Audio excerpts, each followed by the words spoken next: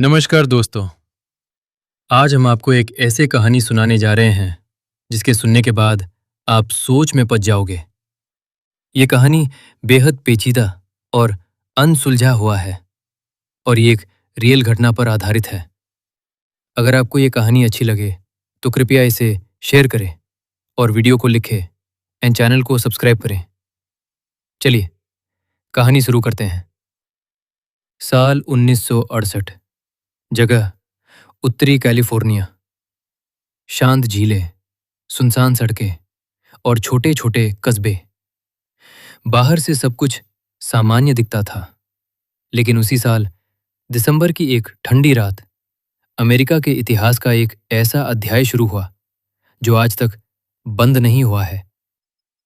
20 दिसंबर 1968। California के एक सुनसान इलाके में एक युवा जोड़ा अपनी कार में बैठा था। रात शांत थी। अचानक एक कार उनके पीछे आकर रुकी। हेडलाइट्स की तेज रोशनी ने उनकी आंखें चौंधिया दी।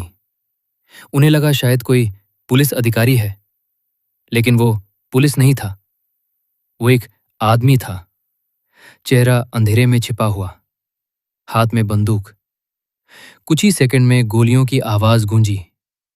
लड़का मौके पर ही मर गया। लड़की गंभीर रूप से घायल हो गई, लेकिन जिंदा बच गई। ये सिर्फ शुरुआत थी।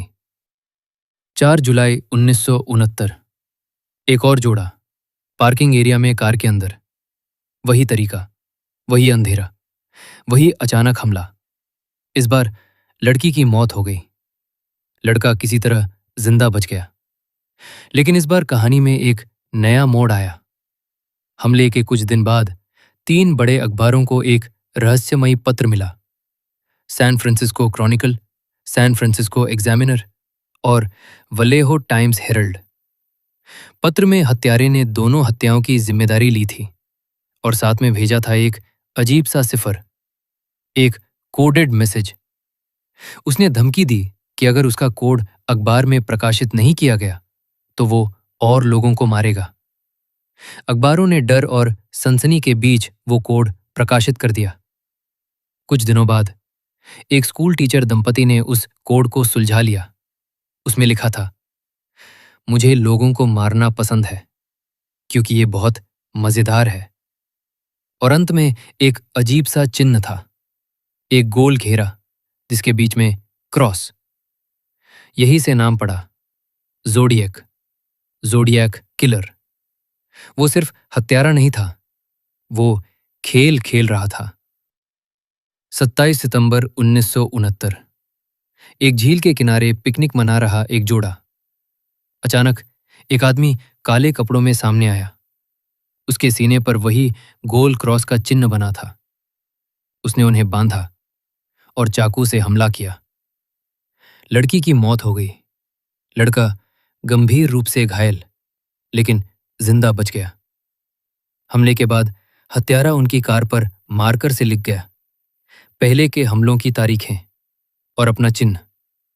वो चाहता था कि लोग जाने वो वही है, लेकिन असली डर अभी बाकी था। 11 अक्टूबर 1969। सैन फ्रांसिस्को की एक टैक्सी में एक ड्राइवर बैठा था। अचानक पीछे से गोली चली। ड्राइवर की मौके पर मौत हो गई। इस बार हमला शहर के बीचों बीच हुआ था। अब ये साफ था, वो कहीं भी आ सकता था। पुलिस के पास संदिग्धों की सूची थी। फिंगरप्रिंट्स मिले, स्केच बने, लेकिन कोई पुख्ता सबूत नहीं। ज़ोडिएक लगातार पत्र भेजता रहा, कभी अखबारों को, कभी पुलिस को। हर बार नए कोड, नई धमकी। एक पत्र में उसने दावा किया कि उसने 37 लोगों को मारा है, लेकिन पुष्टि सिर्फ 5 हत्याओं की हो पाई। उसके कोड इतने जटिल थे कि दशकों तक कोई उन्हें पूरी तरह नहीं सुलझा पाया। 2020 में एक टीम ने उसका एक लंबा सिफर डिकोड किया, लगभग 51 साल बाद। लेकिन उसमें भी कोई नाम नहीं था, सिर्फ ताने और डर। पुलिस ने कई लोगों पर शक किया। एक नाम सबसे ज्यादा उभरा, आर्थर ली एलन। लेकिन डीएनए और हैंडराइटिंग मैच नहीं हुए। वर्षों बीत गए, केस ठंडा पड़ गया, लेकिन डर कभी खत्म नहीं हुआ। सैन फ्रांसिस्को की सड़कों पर लोग आज भी उस दौर को याद करते हैं जब एक अज्ञात हत्यारा शहर को अपनी पहेली बना चुका था। सबसे खौफनाक बात यह है, वो कभी पकड़ा नहीं गया। क्या वो मर चुका है, या उसने पहचान बदल ली, या वो भीड़ में कहीं खड़ा हमारी ही तरह सामान्य दिखता है? ज़ोडिएक सिर्फ एक इंसान नहीं था, वो एक साया था, एक दिमाग जो खेल खेल रहा था। और शायद आज भी कोई उस खेल का अंत जानता है, लेकिन सच अब भी अंधेरे में है।